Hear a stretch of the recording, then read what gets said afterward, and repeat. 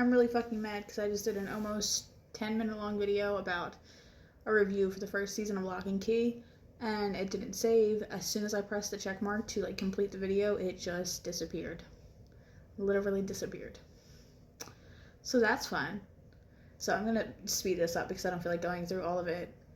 Locke and Key is a show about these 3 kids and their mother who move into an ancestral home after their father or their husband and father die. And he dies because one of his students ends up coming to his house, shooting him, looking for a key, a head key.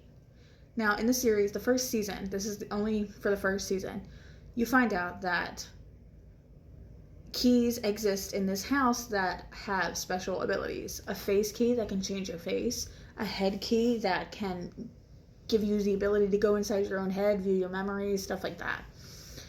And in the case of one of the brothers, put new knowledge into your head.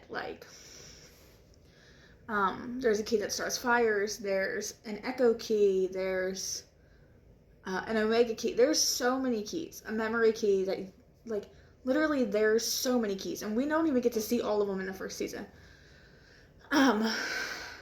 But before the kids were ever born, the father knew about all these keys, and he had a group of friends who he shared this information with. And they find this door that one of the keys opens. The omega key opens the black door, I think it's called. They open the door, and these things shoot out and hit one of the friends, Lucas, who also goes by Dodge. And he ends up getting possessed by something. You learn this throughout the first season. They don't show this all in the first episode. You learn this throughout the first season. I just prefer to give things in chronological order. And the big story was that 3 of their friends died because they drowned, and they found their bodies washed up on shore. In actuality, Lucas/Dodge, who was possessed by an echo, killed 2 of their friends, and the father, Rendell, killed Lucas, and they set it up so it looked like it was all an accidental drowning. So now flash forward back to current time. Rendell is dead. He got shot by one of his students, and his family now lives in the Echo house. His brother, Duncan, showed them the house. But Duncan seems a little odd because he can't remember things growing up in that house. Because Rendell stole all of his memories, so he would not remember. He used one of the keys to steal all of his memories, so he would not remember. Which is fucked up. And also, adults can't remember the keys, apparently. They just can't. So, 3 kids living in the house, the little brother starts to find the keys and realize that, hey, they're special. But he also finds someone living in the well house. Turns out to be Lucas/Dodge, who has a new face, a woman's face, and she goes by Dodge. The whole time she's trying to get the omega key so she can reopen the door. The whole season, you find more keys. They try to keep keys from her. She eventually gets all of the keys, but they get them. It's literally a fight for the keys, and you find more keys progressively each time. You get background stories onto each character, and it's a good twist. It's a good take on a TV show, and it's interesting with all these different key aspects. It really is fun. I wish I would have got to see more keys in the first season.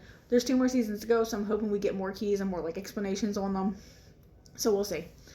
But the ending is fucked up. Is very fucked up.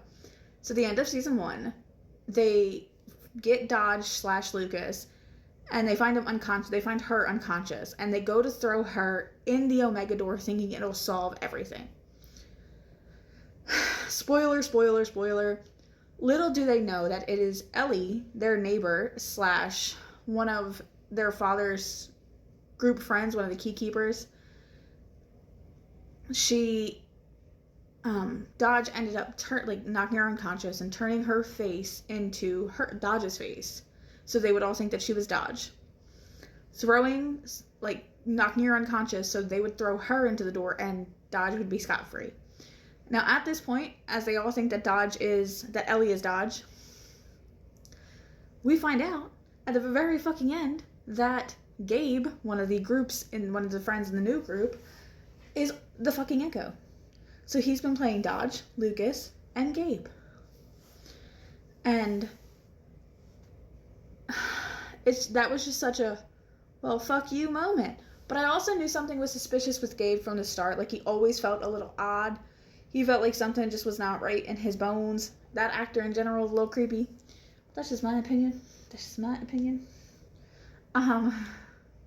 So we find out that they tossed Ellie behind the door and locked her back there into this void of senses, in a sense. And that Gabe is just living it up in the group still. He can get the keys whenever the fuck he wants because everybody trusts him.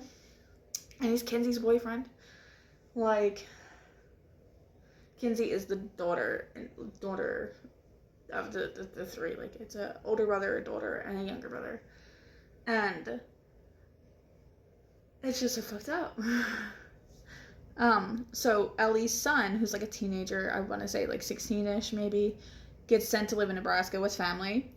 I mean, where's he gonna go when his mother's missing? And his mother's missing for a while. They've said it, like, she's been missing for a while.